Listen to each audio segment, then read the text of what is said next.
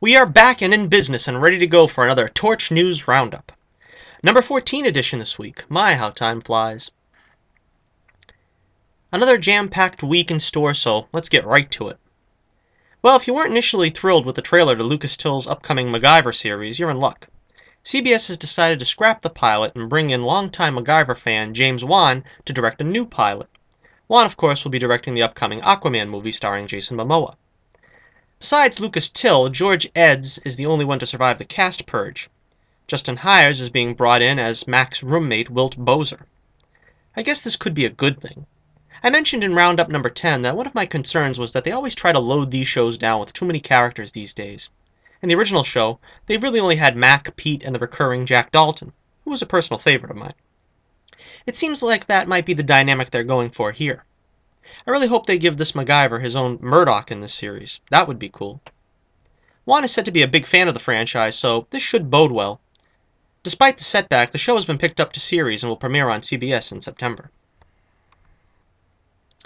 Arrow news yet again for you lucky people. Chad L. Coleman has been cast to play Tobias Church, the lead villain for Season 5 of Arrow. He's described as an imposing gangster looking to unite the various criminal enterprises in Star City under his own singular command. Looks to me like they're trying to appeal to fans of the first season by going back to the show's roots and have Ollie go after the mob. This might work out, but I was really hoping they would go back to the show's second season for inspiration and give us some more ominous masked villains like Brother Blood and Deathstroke. The show shouldn't be toning down the comic book elements, they only need to choose the right ones. Damien Dark and Ra's al Ghul weren't awful choices, but they really didn't complement Arrow as adversaries. In other Arrow news, Madison McLaughlin will return this season, not as Black Canary, but this time as Artemis, fan favorite from Young Justice, where she was Green Arrow's sidekick. She was daughter of Sportsmaster as well, which could lead to his appearance this season. I wasn't really very impressed with the actress, to be honest, but at least they're not bringing her back as yet another Black Canary. With the growing cast for this season, it's beginning to look like the showrunners are going to make good their threat to replace Team Arrow. Well, apart from Felicity, of course. I'm highly doubtful this is going to win over any jaded past fans of the show, since the only character most viewers wanted to see less of is Felicity. Wonder Woman is coming to Supergirl. In a way. Linda Carter will be appearing in Season 2 of Supergirl as the President of the United States. The showrunners tried to get her on the show last season, but scheduling conflicts prevented it. I'm of two minds about this. On the one hand, it's always great to have Linda Carter involved in anything superhero-related. But on the other hand, by making her the president, you're kinda limiting her role. And besides, I'd love to see Wonder Woman eventually introduced into the CW universe, and who better to play Queen Hippolyta than Linda? We have the new plot synopsis for Justice League, and it reads, fueled by his restored faith in humanity and inspired by Superman's selfless act, Bruce Wayne enlists the help of his newfound ally, Diana Prince, to face an even greater enemy. Together, Batman and Wonder Woman work quickly to find and recruit a team of metahumans to stand against this newly awakened threat. But despite the formation of this unprecedented League of Heroes, Batman, Wonder Woman, Aquaman, Cyborg, and the Flash, it may already be too late to save the planet from an assault of catastrophic proportions. Though it's not mentioned in the synopsis, it's been confirmed that Henry Cavill will indeed return as Superman. Willem Dafoe's role has been confirmed as Vulko, the Atlantean scientific advisor. If Steppenwolf will take that magic carpet ride from Apocalypse to Earth as the film's villain. Apparently, WB has learned their lesson, supposedly, and all parties involved are promising JL will be more upbeat in tone. Third time's the charm, eh? In related news, Ben Affleck shared a brief tidbit on the status of his unscheduled solo Batman movie, saying, I don't have a script that's ready yet. My timetable is just that I'm not going to make a movie until there's a script that I think is good, because I've been on the end of things when you make movies with a script that's not good yet, and it doesn't pan out. Yeah, we can understand that, Ben. Take your time.